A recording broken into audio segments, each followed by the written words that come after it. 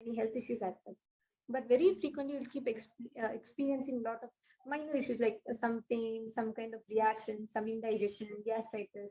All major of them is because of your food consumption. Your stomach is very sensitive to food. So what happens, even if the quantity is altering, even if the timing is altering, your body reacts. It takes time for it to adapt to any change. So that is why you have to be little aware. And another thing that I'm seeing, Maya, I'm seeing that your body has one particular hormonal reaction, which will always cause a lot of it'll drain a lot of your energy. So it's very easy that you will be put off. Like someone can very easily irritate you. Someone can very easily cause you disturb your inner space. And please understand, it is neither because of you nor because of the person outside. It is just that hormonal reaction. If you understand this much, the way you respond to life will start changing. It will become a powerful cognition for you if you start listening to your body, relating with it, feeling it. And I didn't see major health issues, Aya, but please keep a check on the food that you eat, the content of the food, whether it's organic or not. That will have a huge impact in your thinking, in your decision making, and in your health. Yes. So we request Nathraj Magoya, please do get back. Christian Baran has gotten back saying, thank you, Ma, for this revelation. I started using bean organic protein. Maybe that is a problem. Christian Baran, I actually recommend if you could do a Google search of the ingredients. It is increasing a hormone. It is directly like just your directly it is affecting your cognition. This is increasing the stress in your body. So you can just check the ingredients. You'll be able to know that. So now with this, we have come to the conclusion of the segment, and we're going to be moving on to the next segment after a short break. So stay tuned with us as all of us prepare for the Right International Darshan, and we'll be right back with you on the next segment of this program.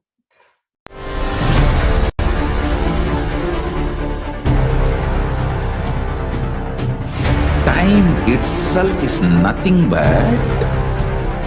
your decision to struggle with the same rut.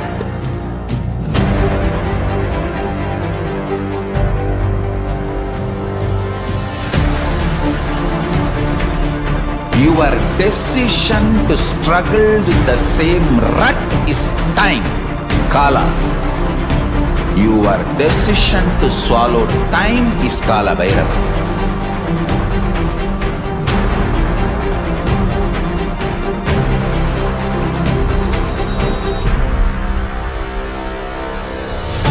Stand. Be a conscious woman or man. Be conscious being.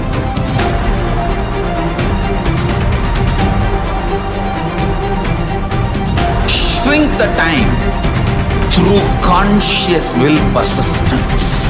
Make the future into present by being ferocious with yourself.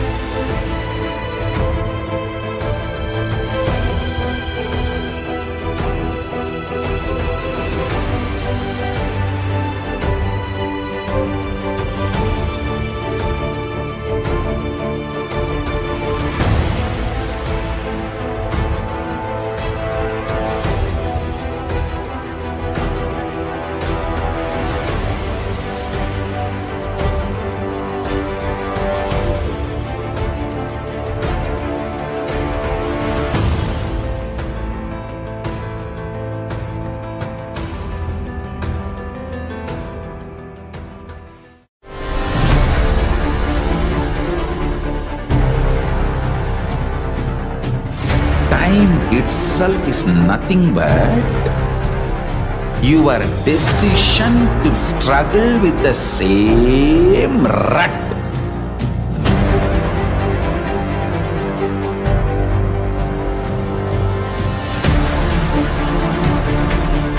Your decision to struggle with the same rut is time, Kala. Your decision to swallow time is Kala Bhairava.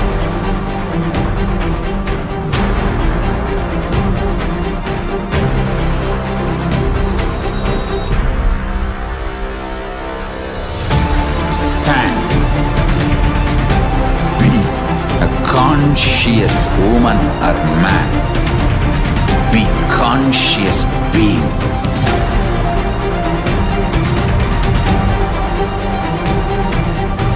Shrink the time through conscious will persistence. Make the future into present by being ferocious with yourself.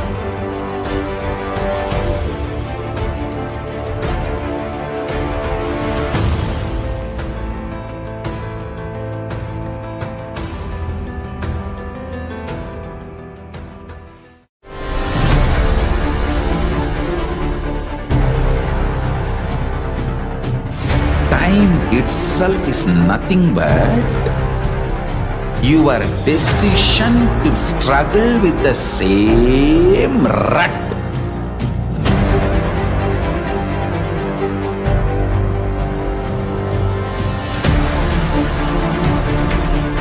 Your decision to struggle with the same rut is time, Kala. Your decision to swallow time is Kala Bhairava.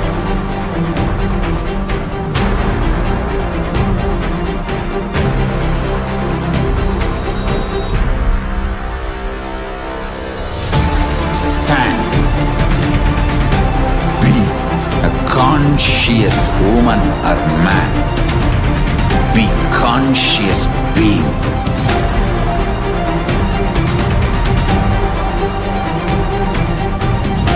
Shrink the time through conscious will persistence. Make the future into present by being ferocious with yourself.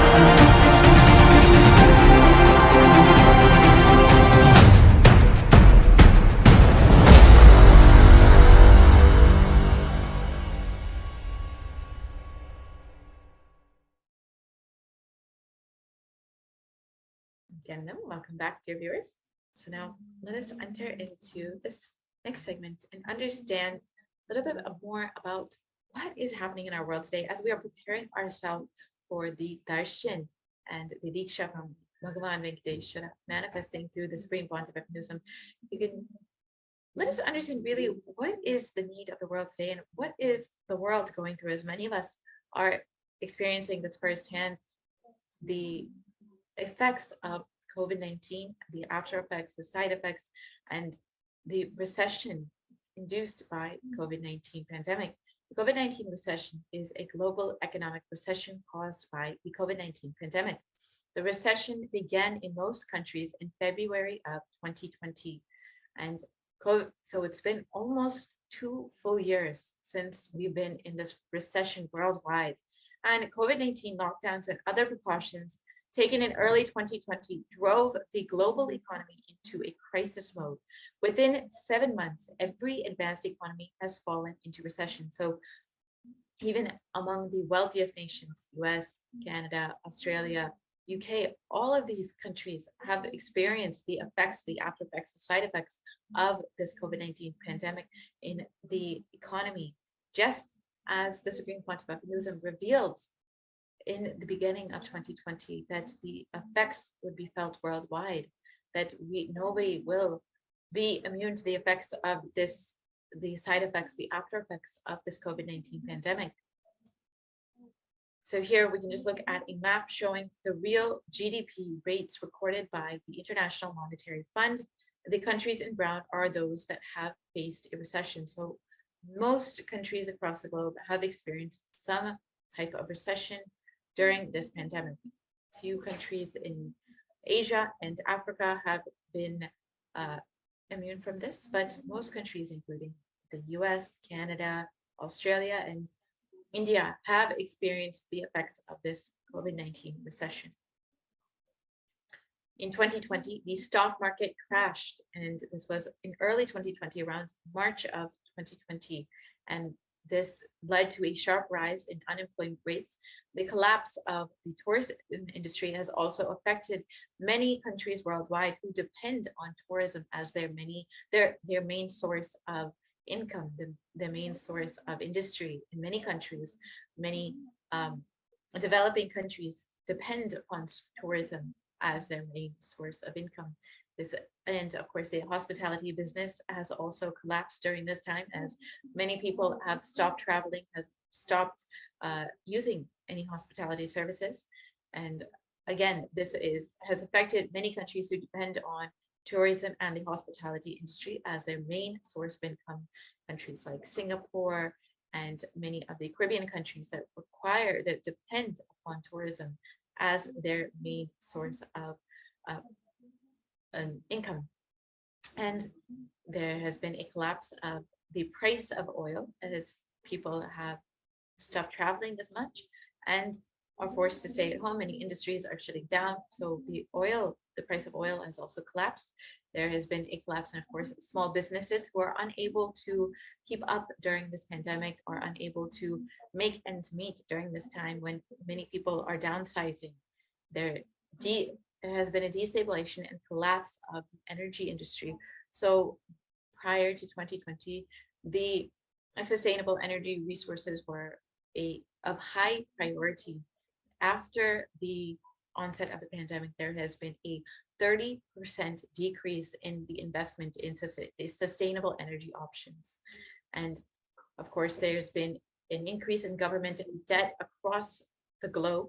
There's been an increase in economic inequality between the rich and the poor.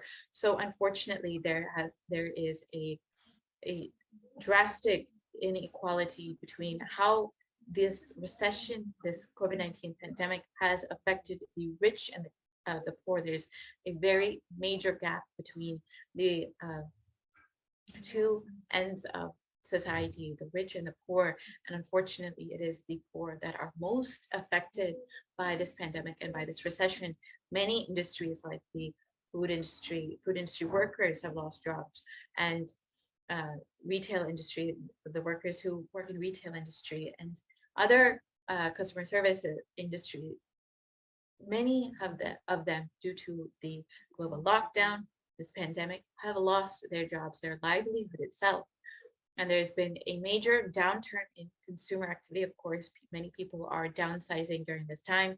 Many people have lost jobs and of course are spending less during this time. And the market liquidity is in a very serious crisis at this time. And there's been an increase in protests, riots, and civil unrest as many are experiencing the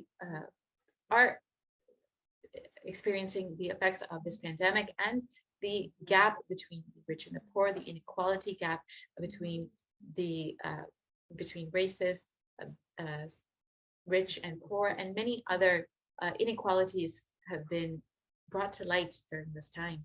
And there has been shortages in food and medical supplies across the globe. And many people have been directly facing the effects of this. And of course, we are all aware of the increase in the unemployment rate as the COVID-19 pandemic has directly affected most industries. The recession saw unusually high and rapid increases in unemployment in many countries. More than 10 million unemployment cases have been filed in the US alone. Over 81 million jobs have been lost in the Asia Pacific market as well, because of the collapse of the industry in the Asia Pacific area. And the UN predicted that global unemployment would wipe out 6.7% of working hours globally, equivalent to around 195 million full-time workers. So around 195 million people or more could be are directly affected by this COVID-19 recession. And unfortunately, even if as we are able to curb this, the direct effects of this pandemic, we will still be experiencing the effects of this ongoing recession. In some countries, unemployment was expected to be around 10%, with more severely affected nations from the coronavirus pandemic having higher unemployment rates. So 10% of the population in many countries are directly experiencing unemployment due to this pandemic. And developing countries were also affected by a drop in remittance, exacerbating the COVID-19 pandemic related famine. So of course, unfortunately, the lowest, poorest members of society are most affected by this pandemic, are most hardly hit by this pandemic and the recession that has been induced because of this pandemic.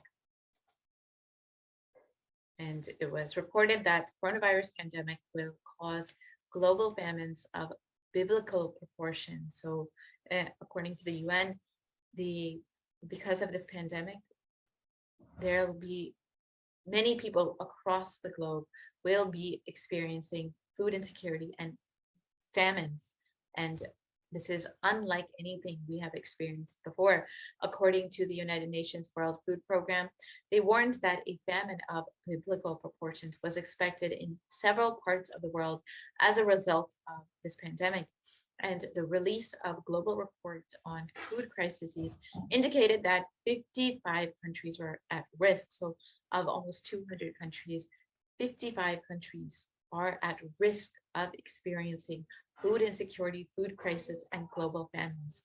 And nearly 1/4 of the countries across the globe are susceptible to this.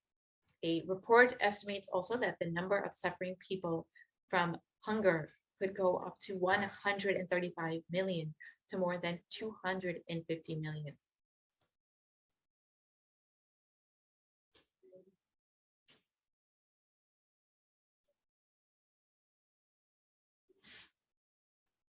So almost a double in the number of people who are experiencing hunger and starvation across the globe, from 135 million to almost double to around 250 million people could experience food insecurity and food crises, these food shortages. And of course, as the COVID-19 affects the global economy, is no doubt that more and more people will be experiencing poverty. more than 500 million people have been pushed or will be pushed further into extreme poverty. According to the latest IMF growth projections, 33 developing countries will still have 20 by 2026 per capita income levels that were in 2017 PPP terms below their 2019 level. So there will be, essentially, we are moving backwards in our progress. And by 2030, poverty estimates, we find that poverty headcounts will be at least 5 million time, 5 million higher in 25 countries compared with pre-COVID-19 trends. And as a result of long-term scarring, we estimate that by 2030, 588 million people could still live in extreme poverty, an additional 50 million people compared with pre-COVID-19 estimates. So more than 50 million people are directly being pushed into extreme poverty due to this COVID-19 pandemic and the recession that has been induced from it. So this is unfortunately not just a short-term impact, even if we are able to curb the effects, direct effects of the COVID-19 pandemic, the spread of this disease, we will still be experiencing this effect of the recession that has been induced because of this pandemic in the coming years. In the next few decades, we will still be experiencing this effect. And so let's look at some of the long-term impacts of the COVID-19 on extreme poverty. COVID-19 could push 500 million people into poverty. So 500 million people, when only there are about 7 billion people in the world, 500 million of these people could be pushed into poverty due to directly the COVID-19 pandemic. An additional people in poverty due to a 20% income drop caused by the COVID-19 recession. So here you can see where most number of people will be affected is unfortunately East Asia and Pacific markets, and of course South Asia, Latin America, and Caribbean, and so on and so forth. So around more than 500 million people could be directly pushed into poverty because of this. And unfortunately, they will be feeling the impacts of this. It's just expected that people will be feeling the impacts of this even in the coming decades, even after we are able to stop this pandemic, stop the spread of COVID-19. Unfortunately, the impacts will still be there. And so let's look at some of these sectors that have also been impacted by the COVID-19 pandemic. The automotive industry has also been directly impacted. New vehicle sales in the United States have declined by 40%, and the American Big Three have all shut down their US factories, as well as COVID-19 has struck automakers and slashed the production and parts orders. The industry has also lost around 210 billion in revenue in 2021. And while chip supplies are loosening up, they are far from back to normal. And the production could be hurt well into 2022. Worse, the industry faces other shortages affecting products like tires and interior plastics and seat foam. So people have reduced the amount of travel and the expenses on luxury items like cars. And of course, the energy industry has been directly impacted by this, especially the sustainable and energy industry. The demand for shock to oil was so severe that the price of American oil futures contracts became negative, bottoming out around a negative $37.63 per barrel on the West Texas Intermediate.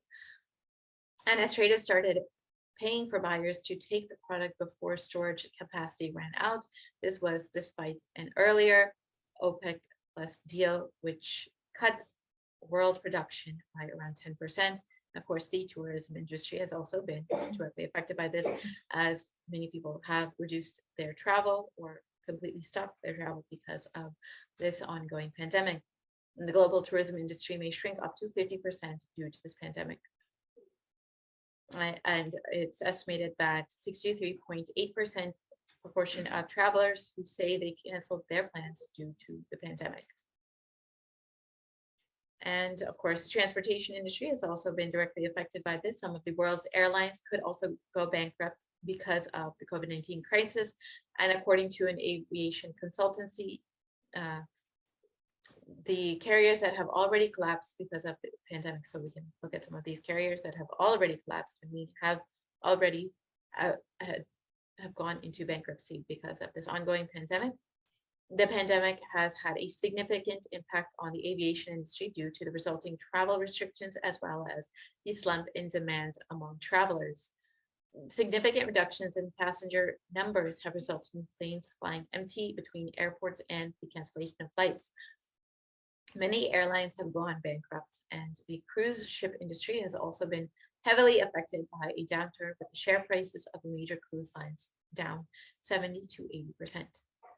So now that we have fully understood the effects of the COVID-19 pandemic on the global economy and many industries across the globe, and of course, directly the effect on the livelihood of people over, as we will see, around 500 million people or 500 million people experiencing poverty due to this ongoing pandemic, and will unfortunately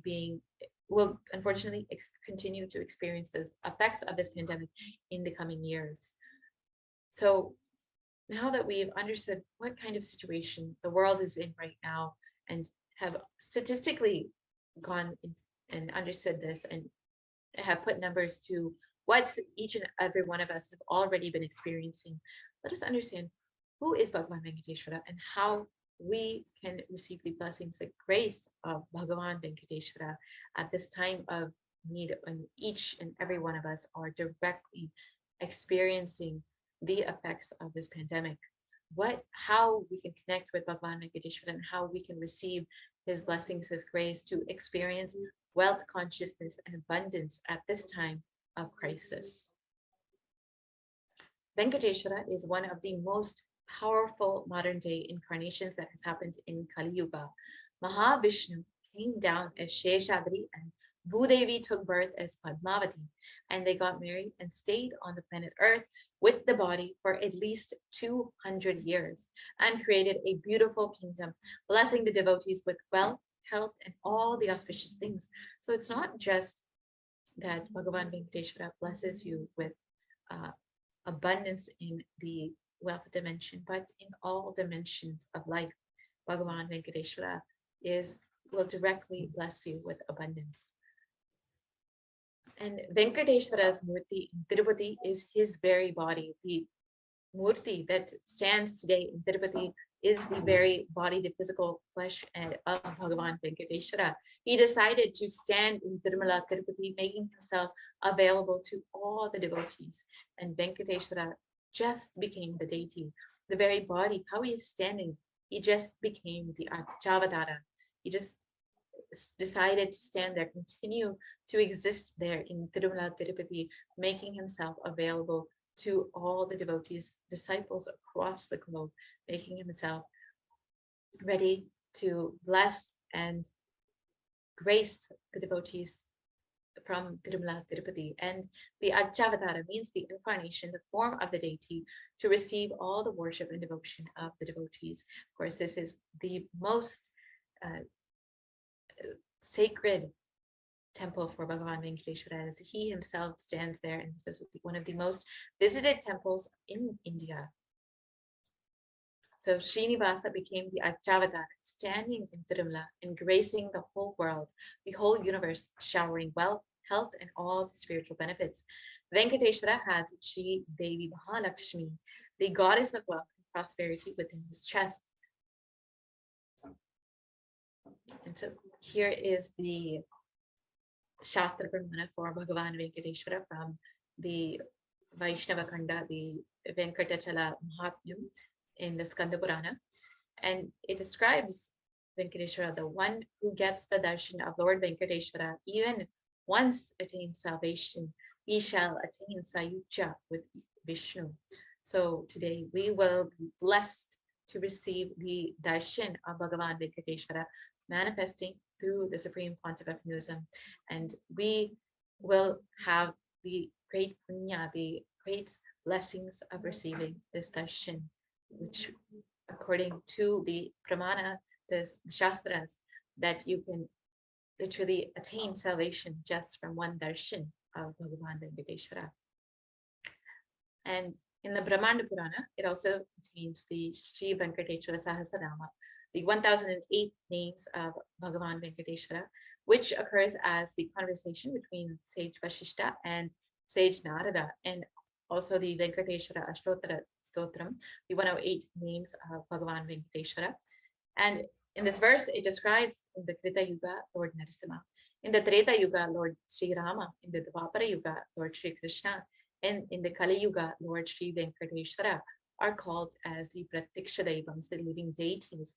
And Bhagavan Venkateshwara as the living deity, as the Supreme Pontiff of Hinduism, manifesting through the Supreme Pontiff of Hinduism, is making himself available for all of humanity to connect with and to receive the blessings of at this time of crisis.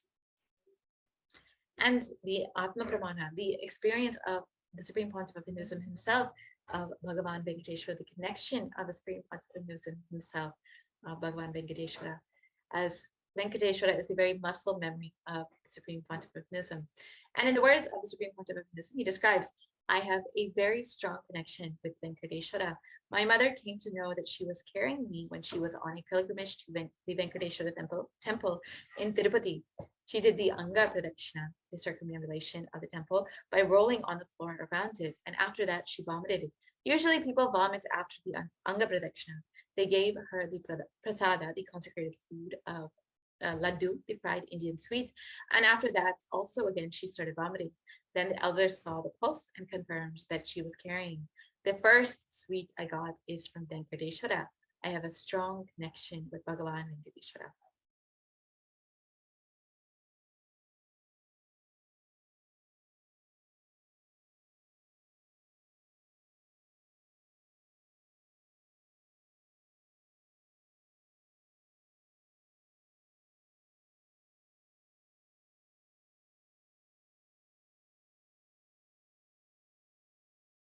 And in the Vishnu Sahasranama Palashruti, verse 6, it describes, he becomes endowed with great reputation and becomes the foremost amongst his kith and kin.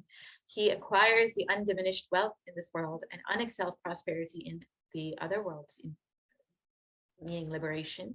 And Bhagavan Venkateshwara bestows all the Ananta Kalyana Gunas, the divine auspicious qualities, and the one who worships him receives abundance and wealth in all other dimensions of life.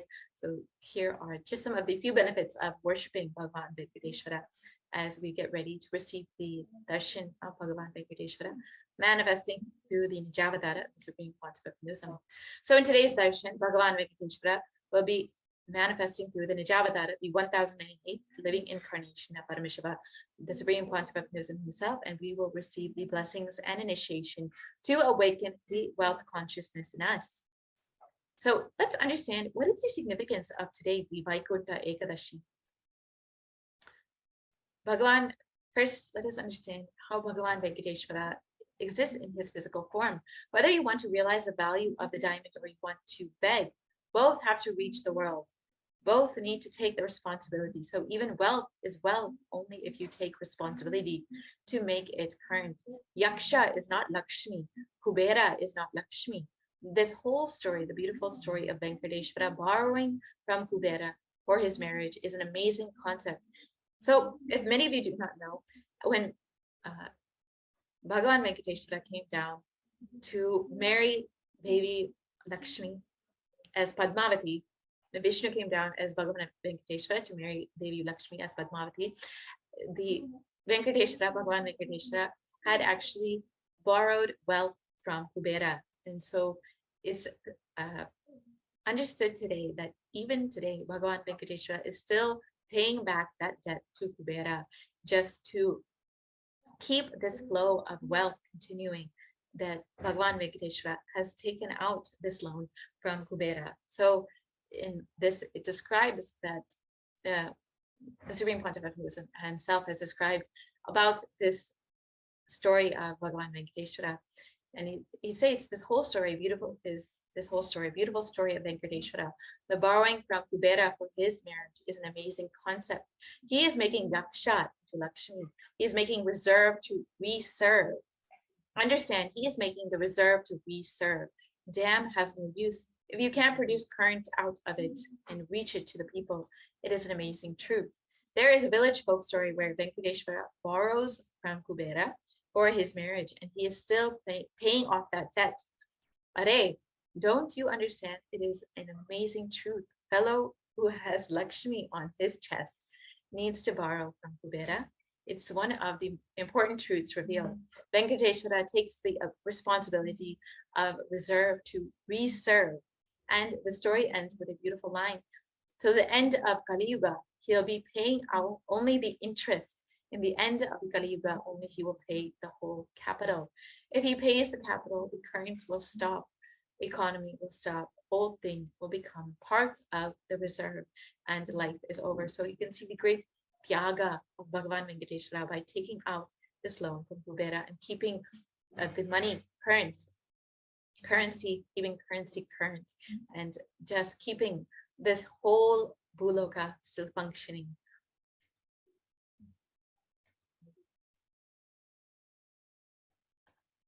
So the Vaikuntha Ekadashi, let's understand the history of the Vaikuntha Ekadashi. It's one of the most important and auspicious days for devotees of Bhagavan Vishnu.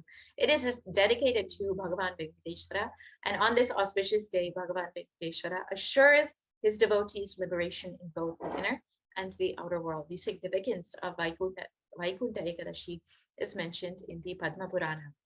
The Devas are unable to bear the tyranny of Murin, a demon, and approached Paramashiva, who directed them to Bhagavan Vishnu, and a battle ensued between Bhagavan Vishnu and this demon.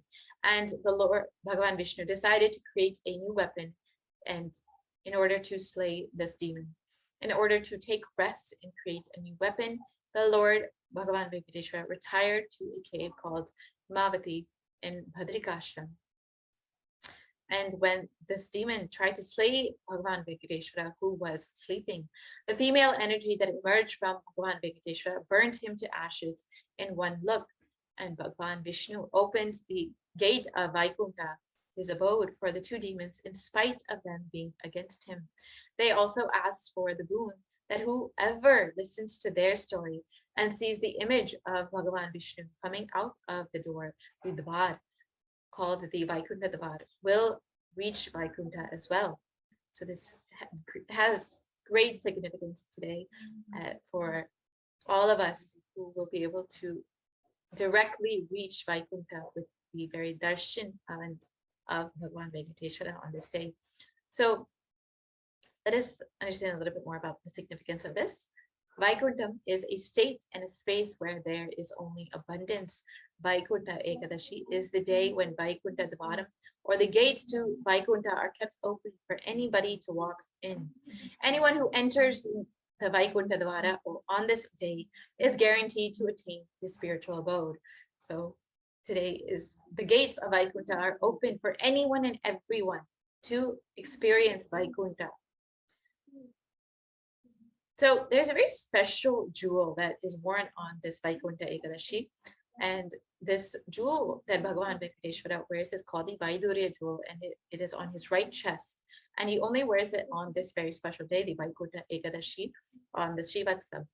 And the Vaidurya diamond is at least 1,000 years old, older than the diamonds. And that jewel has come out of the churning of the Milky Ocean. And there's only one piece available in the entire planet Earth, the one Bhagavan Venkateshwara himself is wearing. So if you are experiencing being stuck in the wealth dimension, today is the day to worship Bhagavan Venkateshwara and receive his blessings for attaining success in both the inner world and in the outer world. So if you are stuck with wealth, we need to understand what is the reason we are not able to manifest wealth. So let's look at some of the thought prints that we may be having that are stopping us from manifesting wealth. You may believe that generating wealth is hard. You may believe that I'm not born in a wealthy family, that I don't have enough wealth to start making more wealth, that people think I cannot generate wealth by doing what I like, and that I'm impractical. And you may believe I have to give up my freedom, like my health, likes, relationships, goals, and dreams to make wealth. And even if I generate wealth, it doesn't stay with me and leaves me, so I have to make a lot of wealth. And to make large wealth, I need to cheat and be corrupted. So other thought prints you may be carrying about wealth that may be stopping us from manifesting wealth is that once I am wealthy, I have bigger problems to attend and safeguard my wealth. If I become wealthy and successful, I will attract more enemies and lose my friendship. People will start liking me for the money that I have and not really me. More wealth is uncontrolled freedom that leads to bad habits and lifestyles. And many times we don't want to be wealthy, looking at some of the wrong examples. So we may be stuck with wealth because of all of these reasons. They may sound factually correct, but they are not. So what is the real reason that we may not be manifesting wealth? The actual reason that we don't manifest wealth is that our fundamental ideas and understandings of wealth is wrong. Our very diagnosis of why we are not manifesting wealth is wrong. Our ideas of wealthy people are wrong.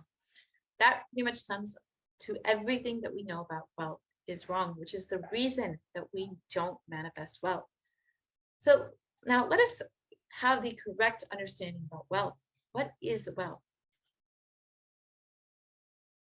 So according to Wikipedia, wealth is the abundance of valuable financial assets or physical possessions, which can be converted into a form that can be used for transactions.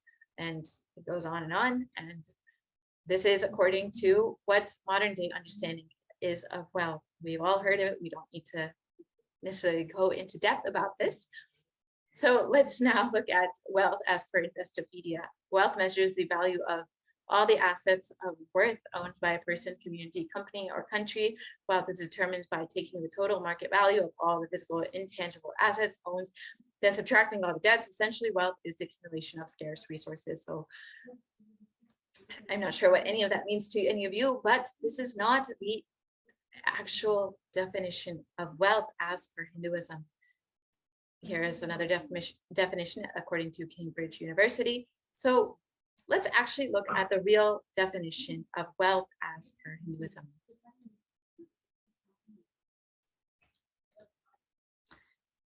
As per Hinduism, wealth is not just an object or a thing as we've seen in the definitions according to modern day. It is an extension of you. Anything that adds to you is wealth. The quality of your health that you enjoy, the state of your relationships, the fulfillment you experience in your career, your mental state, your sense of inner fulfillment. All of these are measures of the success with which you have created wealth in your life. Wealth is not just money or currency. Money is one type of wealth. Currency is another type of wealth. And the assets are another type of wealth. But being alive, active, is actually a type of wealth. All four of these put together, money, currency, assets, being active, alive, wealth is wealth. Wealth can be equated to the life energy that you express. And all of these dimensions of wealth are just that, the expression of your life energy. Yes, so now let us understand as per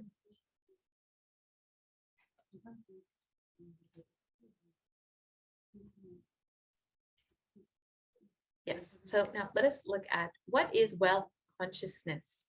Wealth consciousness means making a clear decision to break out of the myths and mental patterns that impoverish us and draw us again and again into the poverty cycle.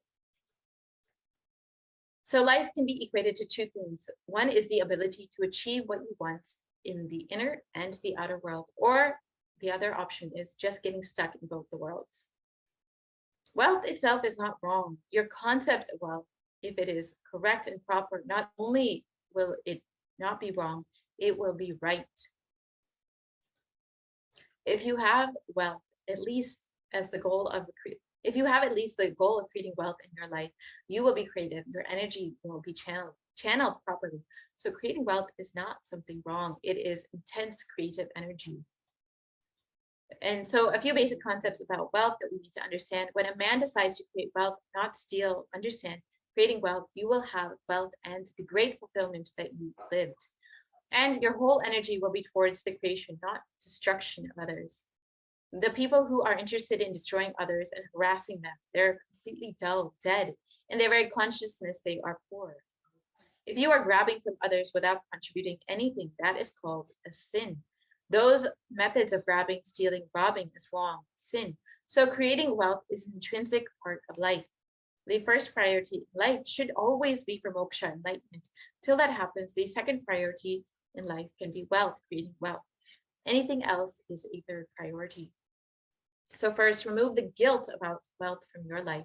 Second, understand the expression of wealth through you is equivalent to the wealth that you create, not grab, but that you create. So now let us understand diagnosing why we are not manifesting wealth. So first, we need to have the right diagnosis of why we're not manifesting wealth. Everybody wants to have wealth in their life, but they do not increase the life energy in them to the level that they want it. Wealth can be equated to the life energy you express. It is a straight equation because as of now, a normal man has wealth as the first priority in life. So if you do not have wealth, do not blame anybody. You are not expressing life in you. Life energy is not happening inside of you. So you don't manifest what you want, what you desire. You manifest what you believe. You manifest your cognitions, what you cognize and perceive as reality. Many of us, so we need to understand the gap between our beliefs and our desires. Many of us feel that I really desire wealth, but deep down you believe wealthy people are arrogant people, bad people, they do a lot of wrong things. So if you carry this belief, wealthy people are arrogant, bad, wrong, they do wrong things and exploit others, you have this cognition, this belief, how will you manifest wealth in your life? Your perception is the key. Your perception is material out of which your reality is made. If you desire wealth, but you believe, perceive, cognize wealthy people are bad, or wealth is too much responsibility, naturally, you will not manifest wealth in your life. The gap between your desire and your perception is called mental patterns. So now let us look at some of the common beliefs that you may be carrying about wealth. So one of the most common beliefs that many of us carry is that wealthy people are arrogant or bad people. So we carry the deep resistance of wealth, leading us to not accumulate wealth. And even if we accumulate wealth, we carry the guilt of wealth. So this is not the truth. Arrogance does not come by wealth. Arrogant people will be arrogant whether they have wealth or not. Arrogance means behaving as if you are more important than others or know more than others. So however, we wrongly associate wealth to arrogance and create a pattern and start hating wealth as well, the same way that we hate arrogance. Another common belief that many of us carry is that poverty is good. Deep inside of us, we label poverty as a good quality. We feel reverence and respect for poverty. If this is the case, how will we manifest wealth? At least when you brag about your wealth and try to create an identity, you will be little intelligent because society would have beaten you and you would have learned a lot of lessons from society and you will become more creative. But if you are bragging about your poverty and creating identity that is the worst cunning identity, not creating wealth is a sin. This is an important understanding that we need to have. Not creating wealth, not having that creative life energy inside of you is a sin. Just like grabbing, stealing, accumulating wealth in a wrong way is a sin, the same way not creating and being poor is a sin. So another common belief that many of us carry is that handling wealth is more responsibility. We may feel uncomfortable. Whatever I want, I will not get it. Maybe you came to this conclusion by looking at some wealthy people who did not have any time for themselves. And some of the other inadequate beliefs that we may be carrying about wealth is that making money is a sin. However, this is not true. Create as much wealth as you can, celebrate it, share it. Wealth consciousness is high creativity with high responsibility. We also may believe that wealthy people work smart, not hard. Again, this is not true. Do not be too lazy to bend your body and mind to realize your dreams. If you read the story of any famous millionaire today, you will see that wealth did not come from a genie in a bottle. Comes from hard work. And then another inadequate belief that we may be carrying is that you have to be worthy of wealth. However, this is not true either. Wealth serves those who are wealthy in their very consciousness. So anything that you cognize, you create a certain energy field about your cognition. You attract situations, people, everything around you to make that cognition into reality. All you need is will persistence. Your decision, you are not going to give up. Your intention is will persistence. So first, we need to repair our mental patterns. Your mental patterns go on affecting you, but you always tell yourself, I'm too busy to repair myself. It's like sitting in a broken car and going on, rotating the handle, or pushing and pulling the gears, doing whatever you want. You're not going to move 1 inch. And if somebody says to you, why don't you repair your broken car? You're not moving anywhere. You tell them, no, I'm too busy to repair. I can't get down now and repair because I'm busily, hurriedly going to some place. This is utter stupidity. So first, you need to understand that it is possible. You may be desiring to have wealth, but you may not be believing, perceiving, cognizing it as your possibility. The first and foremost important step that we need to do is create an energy field of attracting wealth around us. So now let us understand the secrets of attracting wealth as revealed by the Supreme Pontiff of Hinduism himself.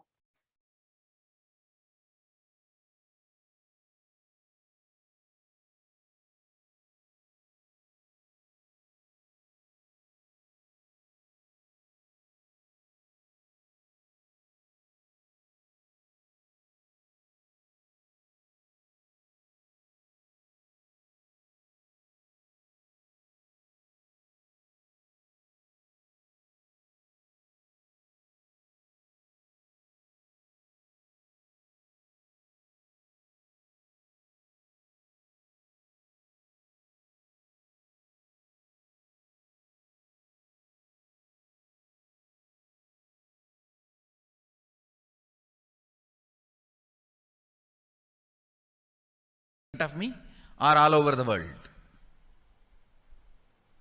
I'll do it. The first step we need to do,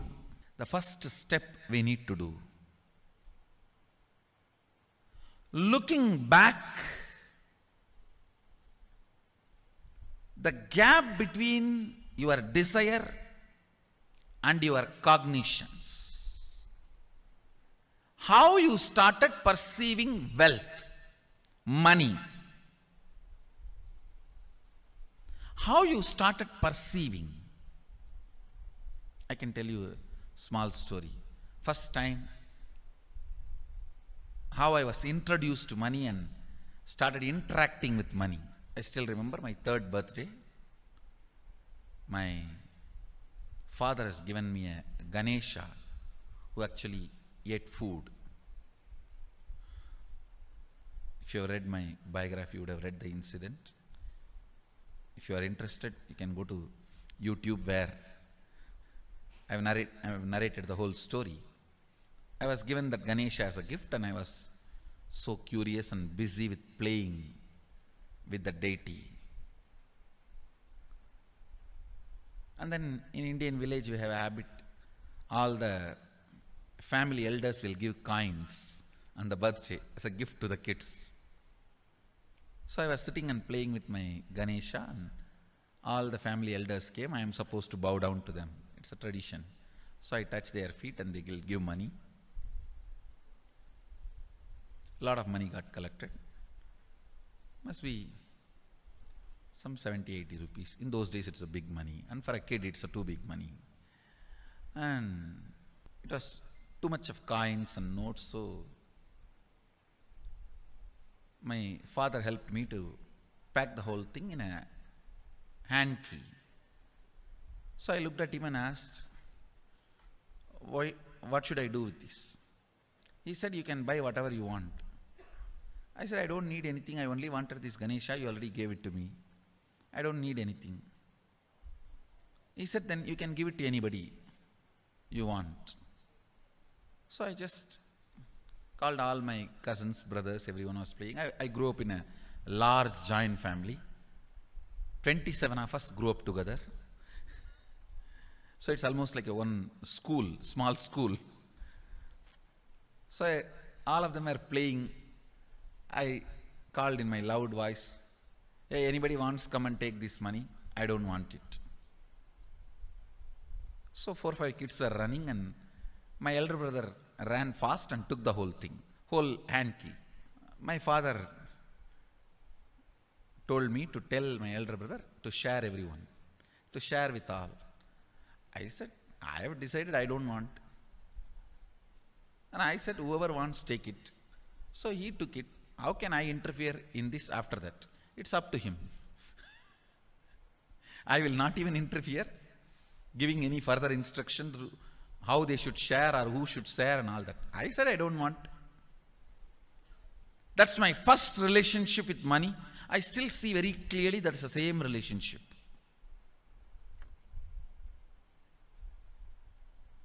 Still, I don't touch money. I don't handle. Never felt the need. Anyhow, I am not saying this should be your pattern or this should be your. I am just giving you an example how I started relating with. So now dig out how you started relating with money. That was actually my completion with money. I touched first time money only to give dana. Still I am doing the same thing.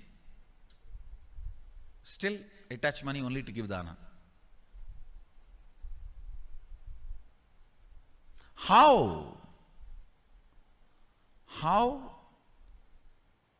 you cognized money, wealth, what all your perceptions and beliefs and cognitions about money.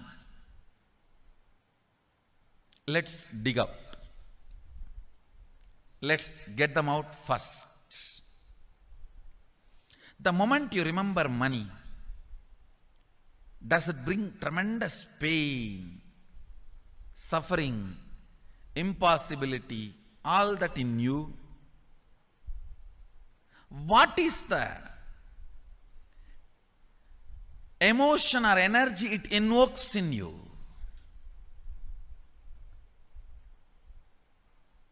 So put your pen to paper and just keep writing whatever comes to your mind. If you feel tortured, irritated, the moment you think of money, whatever you think, money is difficult, money is impossible, money is, unless you cheat, you can't get the money. Even if you cheat it, somebody will cheat from you. So much goes on inside you about money. Your incompletions with money. Just spend few minutes and let's dig out all the incompletions, mental patterns we have, perceptions, beliefs and cognitions we have about money.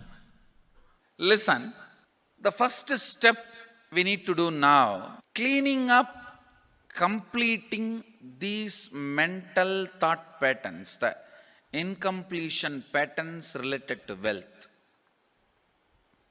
and stopping them from recurring. Please understand, biggest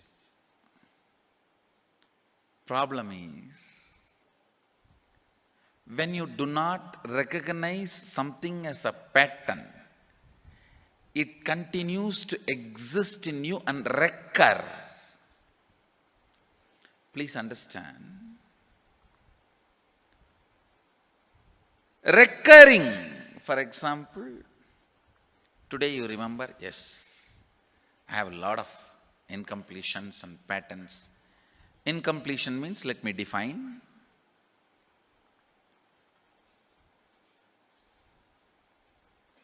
Your past sitting in your present, not letting you live your future is incompletion.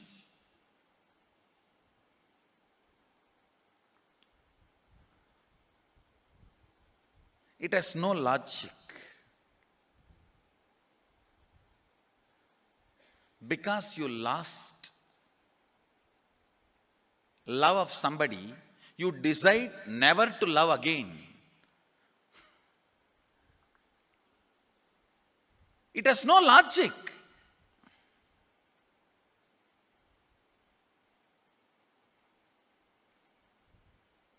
tons of negative decisions, cognitions you make about life is incompletion. I'll give you one small example. 8-year-old kid is in the classroom. Teacher asks, who is the first Prime Minister of India? The kid jumps on the bench and shouts, Mahatma Gandhi. Naturally, the whole class laughs, because Mahatma Gandhi is not, neither is Mahatma nor he is first Prime Minister. Okay, that you leave it. When the whole class laughs, she decides never to come in the front, jump up and be active. Even after 50 years, if she becomes a CEO of a company,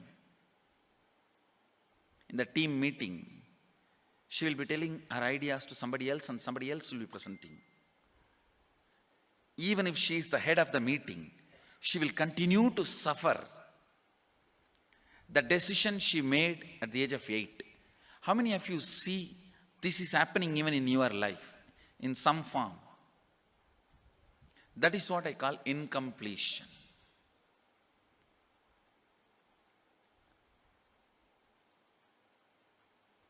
Understand, there is a very powerful science by Sadashiva in Agama. Sadashiva is the first Guru, Adi Guru. He explains in Agama, of course, the moment I utter this word, many will have many questions. What? Sadashiva? He was supposed to be God. Was he Guru?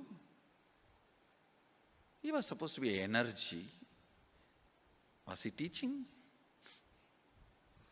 Let me be very clear. He is the pure consciousness beyond time and space, but he also assumed form within the time and space.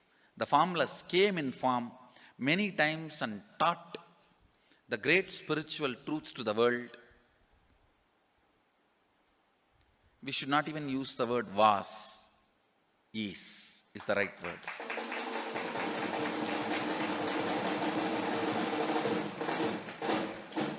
He gives a beautiful science of completing with this incompletion patterns, known, unknown.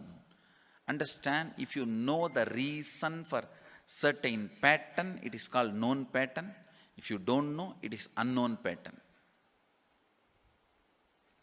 Sometimes you will have a heaviness, suffocation, but you don't even know why. That is unknown pattern. Sometimes you know why you are going through what you are going through. That is known pattern. Known or unknown, you can complete. You can be out of it. It is possible. It is possible.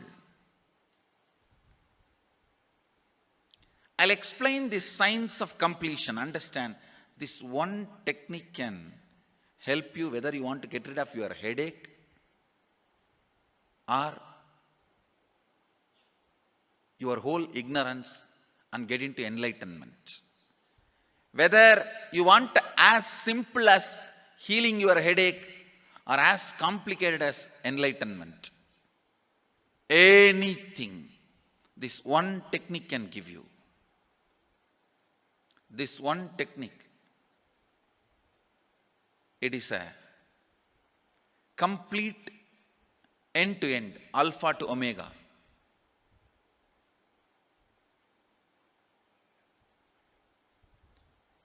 It's from Sadashiva directly. In the Agama, 94th verse, 22nd technique. The chapter is called Shivajnanopanishad and also called as Vijnana Bhairava.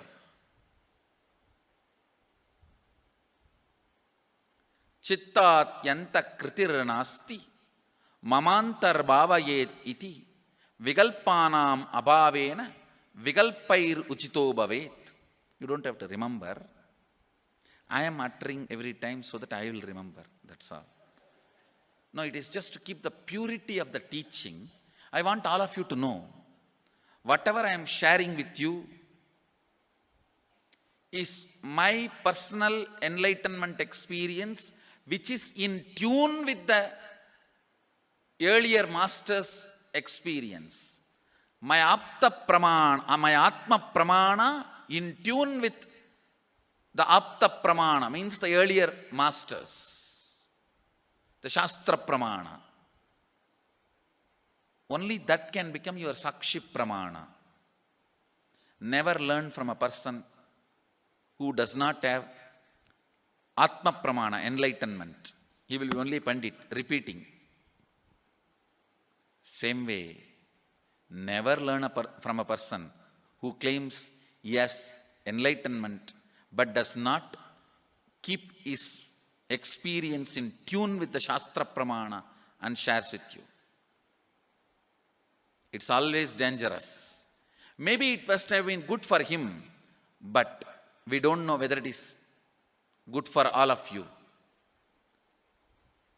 The Atma Pramana should always be acid washed with Apta Pramana, Shastra Pramana. Only that can become Sakshi Pramana, experiential reality for you. Never learn from anybody who has only knowledge, not experience. Same way, never learn from somebody who claims having only experience and does not connect, purify, make it in tune with the Shastra and presents it to you. There is always a danger. If you don't bother about the Shastra Pramana, you may be having kakka biryani. Be careful. Listen. To keep the purity of the teachings, I keep the original Sanskrit verses. I'll give you the translation now. Consciously feel within the mind stuff of past memories of incompletion, with its activities as mind, intellect and ego not existing in me. By contemplating this way in your inner space, disidentify from the past impressions and memories of completion. Put your active attention at the space of past happening. Relive these imagined impressions and memories of incompletion. Then the mind stop having fully ceased from its present characteristics of forming thought patterns and cognitions is complete. Thus you become complete and achieve the original space of complete completion. Listen. Now I will explain. I have read out the translation. I will explain what to do. Now you wrote many of the patterns, incompletions, thought currents you are having about money, ideas, cognitions you developed about money from the young age. Do only one thing. Just go back to that same age when the incidents happened in you, the cognition started building in you, the beliefs started building in you, the idea started building in you, the perception started building in you. Relive the same situation. I am not asking you just remember. Remembering means, for example, something happened at the age of 7 which is still hurting you about money. You asked 1 rupee from your uncle and he did not give, but he gave it to his son. It's still sitting and hurting. If now you are 47, this happened 7, You being 47-year-old person and remembering what happened at the age of 7 is remembering. Forget you are 47. Forget who you are now. You may be having millions. Just become that 7-year-old who asked and did not receive. For you, that 1 rupee must have been almost life.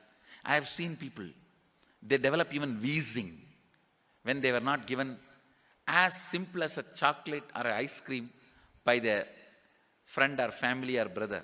I have seen. Because for a child, it may be life. Just go back, forget who you are now. Become that person. When that incident happened, relive. Just see what has happened at that time. You will see many of the unknown, suppressed emotions will break. And I tell you, many diseases will be healed.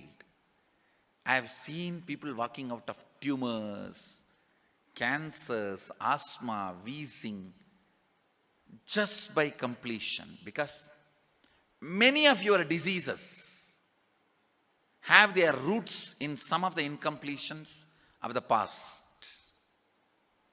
When you relive, many pain parts in you breaks. Pain bodies collapse. The pain patterns melt down, which completes many other issues which you don't even remember. I have seen when people do completion, to complete the wealth-related incompletions, suddenly they get into health, because the same incompletions which created wealth issues only were creating health issues. When they melt down, people become free even from both. Listen carefully. I'll repeat once more. Now you would have written so many patterns, incompletions, thought currents, ideas, cognitions. Take few minutes. Go back to each incident, each pain, each hurting. Relive. Relive. Relive. Don't justify what happened. Don't try to console yourself. No consolation will work. No justification will work. Neither help others nor try to help yourself. Just relive. I've seen when somebody has tears, others try to console. No, relax. You are not more compassionate than me. Let me do that job. You don't interfere in my job. Let you just go through. Even you don't try to console yourself. That is not going to work. If something has to break inside, let it break. It's okay. When you relive, the powerlessness, incompletion, loses power over you. I'll guide you step by step. And I commit with you, I'll lead you all to completion. And I know how to awaken, trigger the incompletions in you and break them. Help you to relive and relieve. I am supporting all of you. Have courage. Let's clean up.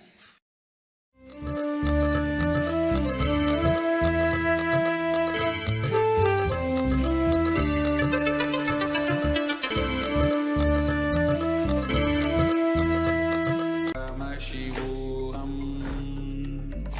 Om Nithyananda Paramashivoham. Om Nithyananda Paramashivoham. Om Nithyananda Paramashivoham. Om Nithyananda Paramashivoham.